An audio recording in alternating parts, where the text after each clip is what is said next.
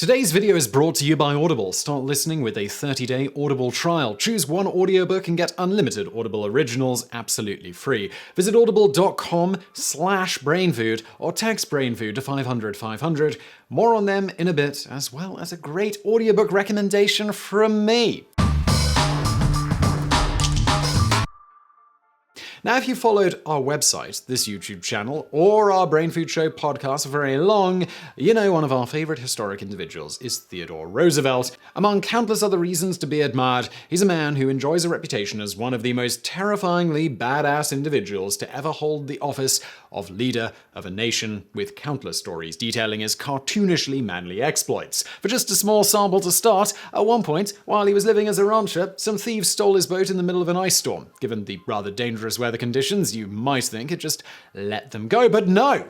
This was Teddy, and it was the principle of the thing. He states, in any wild country where the power of law is little felt or heeded and where everyone has to rely upon himself for protection, men soon get to feel that it is in the highest degree unwise to submit to any wrong, no matter what cost of risk or trouble. To submit tamely and meekly to theft or any other injury is to invite almost certain repetition of the offense in a place where self-reliant hardihood and the ability to hold one's own under all circumstances rank as the first of virtues. Thus, he spent the next 3 days building another boat so he could track down the thieves who took his original boat. Once done, it took him a few days of searching, but using his prodigious skills as a master tracker, he managed to find and capture the men. However, ultimately the river became too frozen over to continue to the nearest town that way, so instead he sent his ranch hand companions home and marched the thieves on foot, alone, for 40 hours straight to town. During the trek, he did not bind the thieves in any way, as he felt sure they'd suffer from frostbite if he did so.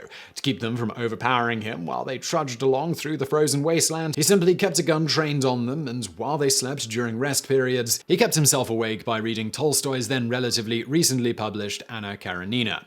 It's also noteworthy here that because of the weather conditions, the fact he was in hostile territory in the middle of nowhere and escorting a trio of criminals who would have killed him without hesitation if he'd given them a chance, he was within his rights to simply execute them on the spot and go home, something the vast majority of lawmen of his era would have done. Roosevelt, however, felt they deserved a trial. Impressed with how honorable a man Roosevelt was, one of the criminals even wrote to him later from prison, thanking him for being a peerless sentinel of justice. Another of the thieves, Roosevelt didn't even bother to press charges against, stating the man didn't have enough sense to do anything good or bad. And don't get us started on that time on October the 14th, 1912, when Roosevelt was shot in the chest at point-blank range, shrugged it off, and then proceeded to give a 90-minute speech as planned, opening the speech by noting, "Ladies and gentlemen, I don't know whether you fully understand that I have just been shot, but it takes more than that to kill a bull moose."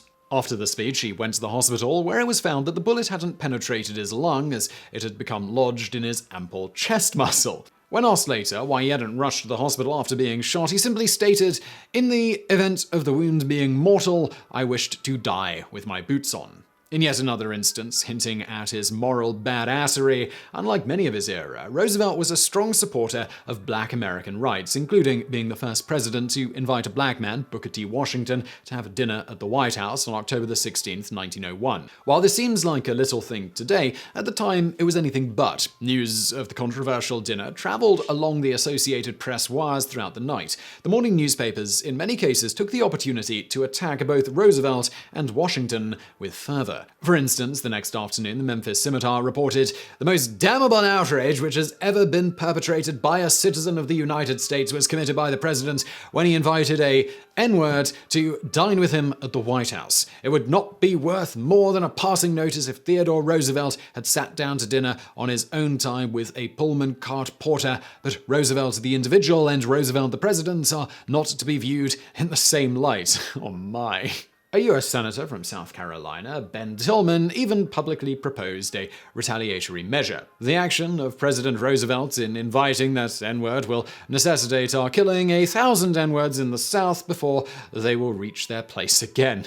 Wow, this didn't age well, did it, guys? Soon after the dinner, Roosevelt received an honorary doctorate from Yale University, along with famed novelist Mark Twain. Booker T. Washington was also present at this event. Roosevelt spoke to Twain and asked the novelist for his opinion on the controversial matter. Twain replied that a president was perhaps not as free as an ordinary citizen to entertain whoever he likes. Roosevelt disagreed, and a few days later, he had had enough and made a public statement about the infamous dinner. True to his no-nonsense style, he simply said, "I shall have him to dine as often as I please." As for his general opinion of black people, Roosevelt would sum up his thoughts as this: "The only wise and honorable and Christian thing to do is to treat each black man and each white man strictly on his merits as a man, giving him no more and no less than he shows himself worthy to have."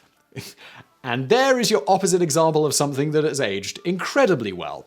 Moving on from there to his mental badassery, Roosevelt is famed for having written several dozen books on a variety of usually academic subjects, from covering his various adventures in the wilderness and things encountered there, to scholarly works on different animals and historic figures, like a biography on Oliver Cromwell. He also wrote books on various historical events like the War of 1812, including at the age of just 23, writing The Naval War of 1812, covering naval battles, technology, and strategy in that war. This latter ultimately ended up being considered one of the most influential books in its academic field for decades to come, including having made a significant impact on the US Navy, who at one point ensured a copy could be found on every ship in the fleet. On the side, he wrote countless editorials, and it's estimated that he wrote over 100,000 letters. Moving back to physical badassery, how about that time on one of his many famous adventures, this one, the River of Doubt expedition, he almost died when two of his crewmen's boats were about to crash into rocks, potentially with dire consequences.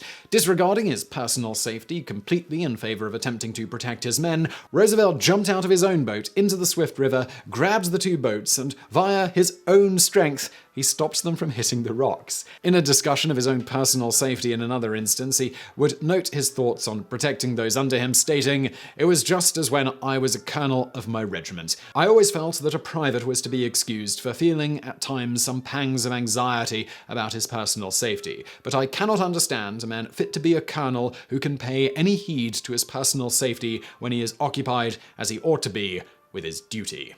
Oh, and yes, just in case you didn't pick up there, along with all of the rest he did, he was also a colonel in the US military. This is when he helped form the so-called Rough Riders, the first US volunteer cavalry regiment. During his time there, his most famous exploit was probably his charge up Kettle Hill, where Roosevelt, the only one of his men with a horse at the time, so an incredibly compelling target as they charged, nonetheless rode at the lead of the charge. He notes of this: "On the day of the big fight, I had to ask my men to do a deed that European military writers consider utterly impossible of performance. That is, to attack over open grounds an unshaken infantry armed with the best modern repeating rifles behind a formidable system of entrenchments. The only way to get them to do it in the way it had to be done was to lead them myself." Anyway, going back to his standing against a raging river and rescuing his men from crashing against a bunch of rocks, unfortunately for him, in this instance, he did sustain a serious injury to his leg, including it becoming infected, an injury that he never fully recovered from, with frequent flare-ups for the rest of his life, and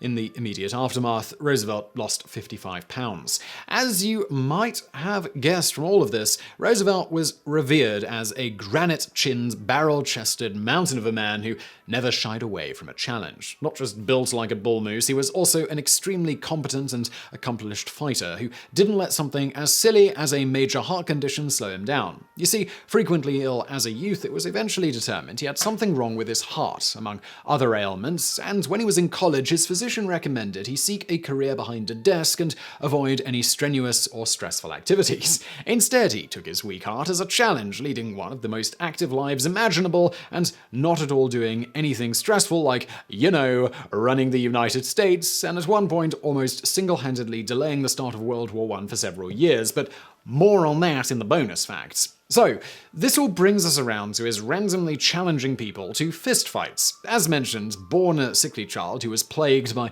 a host of physical ailments throughout his formative years, Roosevelt's life was changed forever at the age of 14, when, on a trip to Moosehead Lake, a group of older boys beat him up. Frustrated at his inability to protect himself, Roosevelt decided to bolster his physical capabilities by taking up boxing, setting the future president on a path that would culminate in him suplexing heads of state in the Oval Office. From that point on, Roosevelt basically spent every waking moment honing his body into a hunk of granite, continually finding ways to improve himself physically and taking every opportunity he could to punch people for glory and fun. Although Roosevelt was, by all accounts, no means a fantastic boxer, he was an incredibly tenacious and honorable one, on one occasion taking a solid, unguarded punch to the face during a college boxing competition after dropping his hands the moment the bell rung. After all, the round was over. Unhappy with the despicable blow, the crowd became raucous, but to their astonishment, Roosevelt diffused the situation by jokingly telling the crowd, "Hush, he didn't hear,"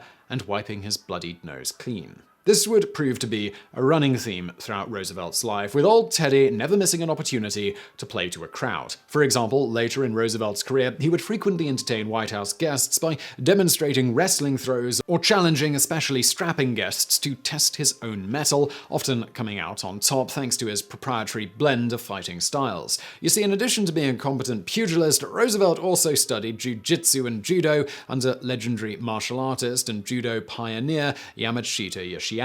Although Roosevelt initially studied and practiced judo to help him shift a few pounds after he noticed his midriff had become a little ungainly during his time in office, he so greatly enjoyed the thrill of combat that he continued to study it, eventually rising to the level of brown belt. On the side, we just think it's also fun to mention his propensity to go skinny dipping in the Potomac River in the dead of winter. As to why he did this, he simply wanted to make sure his body and mind stayed hardened against even the most extreme of elements. Okay, but let's rewind a little bit to his time as governor of New York. Roosevelt there had a wrestling mat installed in his office so he could fight people on the spot.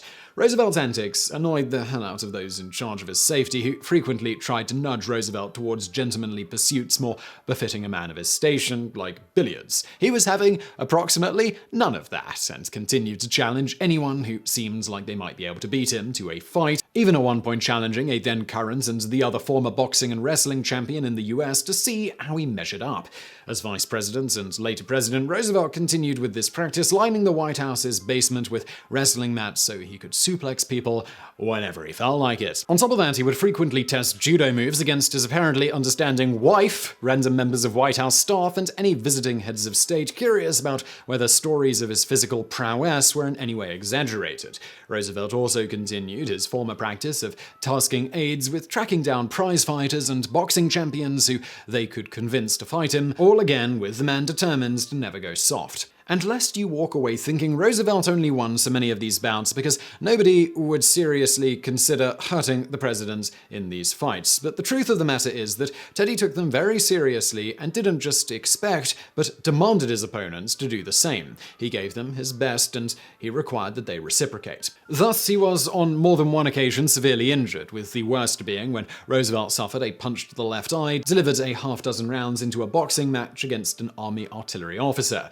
The result of that punch was his retina detaching, leaving him blind in that eye. Rather than fret about it, Roosevelt simply joked it was a good thing it was his left eye he went blind in, as he used his right to aim when he was shooting. Nevertheless, the injury effectively ended Roosevelt's pugilistic endeavors in the White House for fear he might lose the other eye. Instead, he switched to increasing his judo and wrestling matches for anyone who still wanted to try their luck in a fight with the bull moose.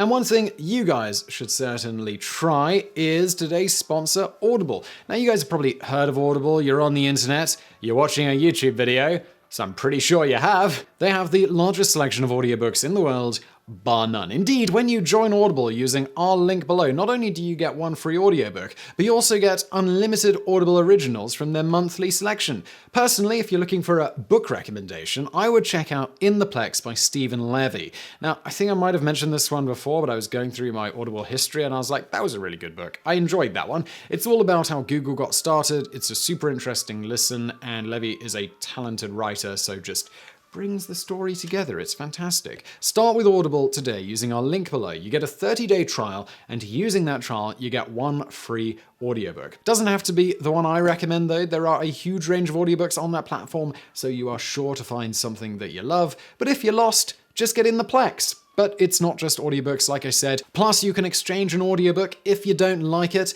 and you get to keep your audiobooks forever and listen on any device. Audible is fantastic.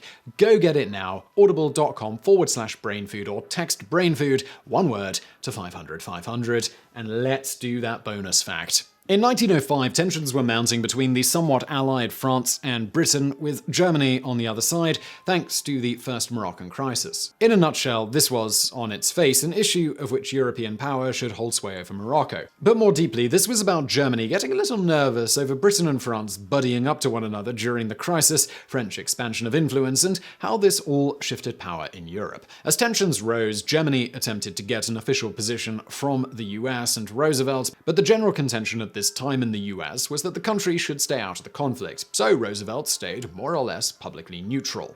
Eventually, Germany considered simply going to war with France, but were concerned that the British would ally with the French in retaliation. In part thanks to Roosevelt's previous good work helping to mediate the Russo-Japanese War conflict resolution, which earned him a Nobel Peace Prize, by the way. Add that to the list. Roosevelt was turned to help convince France to agree to the conference between the different countries in this conflict. 13 in total attended. After securing a promise from Germany that it would back Roosevelt's decisions during the conference, at this time Germany was under the impression Roosevelt would favor them rather than be neutral, Roosevelt agreed to help and was able to convince France to attend. This was a key point because the conference almost devolved completely at one point. At the same time, France was beginning to march troops towards the German border, with Germany in turn mobilizing its own forces in response. But once Roosevelt joined in at the conference, after securing France's attendance, he then put forward a proposal to resolve the conflict which heavily favored France. Naturally, Germany rejected it. However, with little support outside of Austria-Hungary and